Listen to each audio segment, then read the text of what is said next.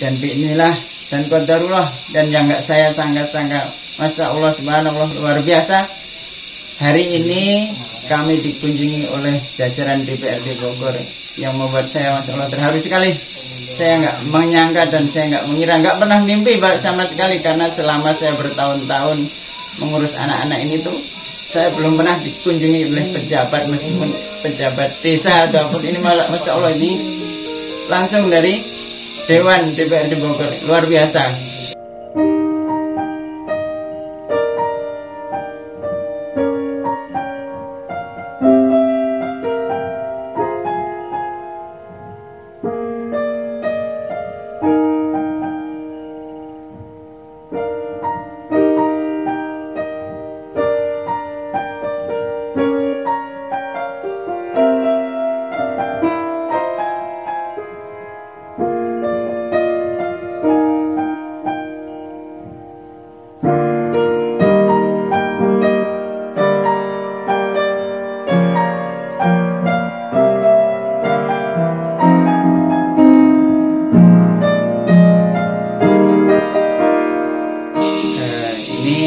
Namanya Pondok Yatim dan Al-Barokah sesuai yang ada di tulisan ini. Jadi pesantren ini tuh berdirinya sebenarnya awalnya dari Cianjur. Kita dulu tinggal di Cianjur tempat kurang lebih 1 tahun. Cuma di situ bermasalah sama syekhnya yang tinggal di situ, lalu kita pindah ke Bogor. Nah, singkat kata kita udah muter-muter cari tanah wakaf nggak dapat. Alhamdulillah kita dapatnya di sini. Tetapi ini dulu masih kosong, belum ada bangunannya. Saya tinggal di sebelah sana itu, numpang sekitar hampir kurang lebih 3 tahun. Saya tinggal di sana. Saya mendatangkan syekh dari Timur Tengah 3 kali untuk membangun ini, tapi qadarullah itu nggak jadi karena tidak memenuhi syarat. Alhamdulillah ada tetangga yang membangunkan pesantren ini, dan tepatnya tanggal 29 Januari hari Jumat tahun 2016 saya tinggal di sini. Waktu itu kita pertama kali itu dengan anak-anak sekitar 25 anak dari usia 7 sampai 11 tahun. Nah, alhamdulillah mereka sekarang sudah lulus, tapi perjalanannya Masya Allah kita waktu itu sangat menyedihkan sekali, karena memang dulu itu ketika kita masih, contohlah kita di bawah yayasan A, terus dioper ke yayasan B. Dari yayasan B itu kita cuma ada kontribusi sekitar 1 semester. Habis itu kita tidak ada sama sekali. Selama tidak ada kontribusi atau donatur, anak-anak waktu itu makan dalam seminggu ada 2 hari kita makan daun beluntas. Daun beluntas itu yang di samping itu ada namanya daun beluntas. Itu benar itu. Allah itu kita makan kayak gitu. Makan ayam pun mungkin sebulan sekali. Nah, setelah mereka lulus, akhirnya saya berhenti vakum setahun, tidak ada aktivitas sama sekali. Nah, dengan tahun 2018 ada yayasan yang mau ngasih bantuan beras ke kita, tapi saya tolak karena memang sudah tidak ada anak-anak. Akhirnya dengan komunikasi via WhatsApp kita berlanjut, dan yayasan yang mau ngasih bantuan beras itu mengajak kita untuk berdiri menjalankan lagi pesantren ini, dan alhamdulillah sampai sekarang kita berjalan, dan bi'inilah dan qadarullah dan yang nggak saya sangka-sangka, Masya Allah, subhanallah, luar biasa. Hari ini kami dikunjungi oleh jajaran DPRD Bogor yang membuat saya, Masya Allah, terharu sekali.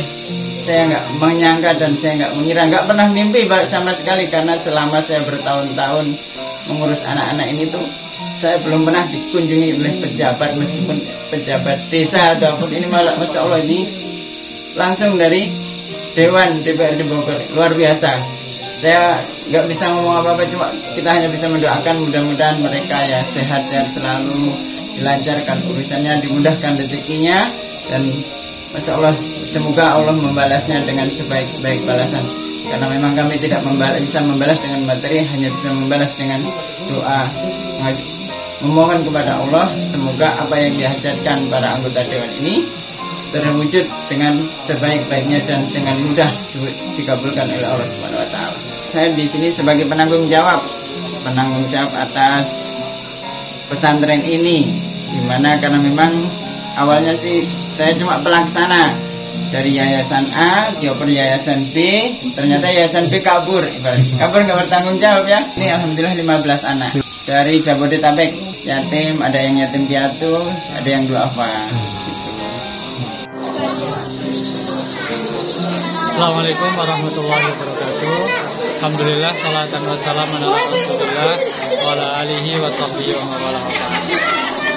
Alhamdulillah, hari ini Allah izinkan saya di penghujung Ramadan bisa berkunjung ke pesantren yatim dan duafa Al Barokah di daerah Dramagan. Ini satu hal yang luar biasa, pengalaman rohani untuk kemudian melihat anak-anak dengan kondisi yang luar biasa, butuh perhatian dari kita semua. Ini pesantren yatim duafa yang butuh kemudian uluran tangan kita semuanya. Hari ini pesan secara rohani, betapa kita harus peduli dengan anak-anak di sekitar kita yang butuh pembinaan, bimbingan, dan uluran tangan kita semuanya. Semoga dengan guru-guru yang ada, dengan segala keterbatasannya, dan donatur yang mungkin tidak tetap, mereka terus berjuang dan tetap bisa bertahan dengan keberkahan dari Allah, pertolongan dari Allah. Hari ini bersama kepada BLT, Allah izinkan kami untuk bisa silaturahim. Semoga silaturahim ini terus berlanjut.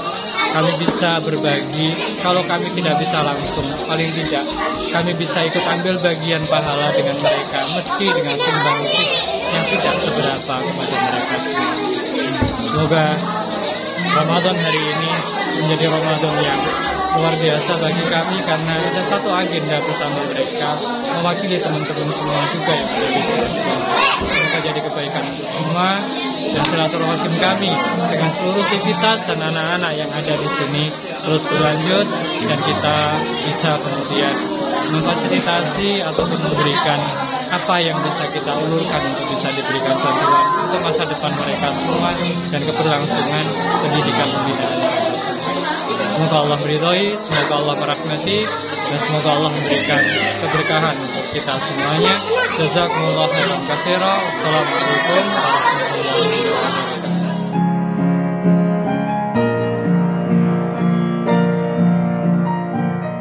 Mereka itu sebenarnya anak-anak yang kasihan juga ya, karena setiap ada yang program seminggu sekali mereka harus didonor. Ada yang 2 minggu, ada yang 3 minggu, ada yang 1 bulan, 1 pekan. Yang kasihan ini yang 1 minggu. Karena apa?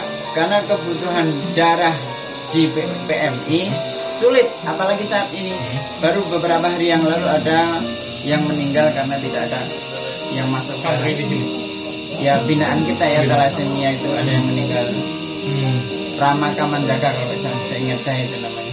3 hari yang lalu tinggal di Empang. Karena memang apalagi di pandemik ditambah bulan Ramadan ini, mereka untuk mendapatkan darah itu saya bilang sangat susah, sulit sekali gitu. Apalagi yang mungkin dengan biaya mereka untuk mendapatkannya. Karena saya pikir dulu ketika mengambil darah dari PMI itu gratis ya, karena kita ngasihnya cuma-cuma, ternyata juga bayar. Ya, kegiatan kita hari ini, kita DPRD Kabupaten Bogor melaksanakan buka bersama dengan adik-adik kita, yaitu di Yayasan Yatim Piatu Al Barokah. Kita di bulan suci ini, bulan Ramadan, kita berbagi dengan bersama, khususnya dengan adik-adik kita. Siapa tahu adik-adik kita, teman-teman anak-anak yatim piatu hari ini yang ada di hadapan kita, 20 tahun lagi, 30 tahun lagi, mereka bisa jadi pemimpin-pemimpin besar. Ada yang jadi bupati, ada yang jadi anggota dewan, ada yang jadi pengusaha besar, bahkan mereka bisa jadi presiden. Kita pun turun bersama-sama meringankan beban mereka.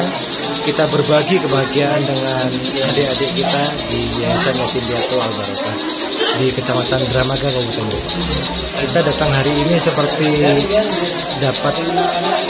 merefleksi diri kita bahwa banyak orang yang jauh kurang beruntung daripada kita. Kadang kita sudah diberikan kecukupan, kita sudah diberikan segala sesuatu yang berlebih dari Allah, Tapi pada saat kita hadir ke sini, banyak saudara-saudara kita, khususnya adik-adik kita yatim piatu yang harus kita bantu.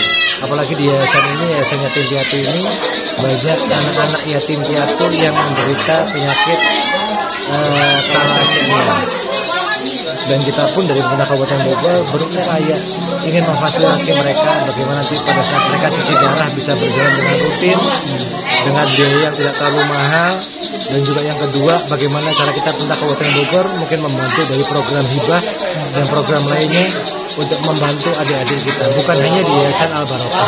Mudah-mudahan kita bisa membantu ke tempat-tempat lainnya yang ada di wilayah Kabupaten Bogor. Jadi kita melihat bahwa di sini ada ustadz-ustadz yang hebat, ada Ustadz Hanif, usianya masih cukup muda mereka, ustadz-ustadz usianya masih 28 tahun, 35 tahun, tapi mereka mau mengorbankan waktu mereka, diri mereka. Padahal kalau memilih yang lebih baik mereka jalani banyak, tapi mereka lebih memilih untuk mengasuh, mengurus anak-anak yatim piatu. Karena anak-anak yatim piatu ini punya masa depan yang baik. Mereka punya harapan yang lebih besar lagi. Walaupun sekarang kondisinya kurang baik, tapi saya yakin mereka punya masa depan yang jauh lebih baik lagi.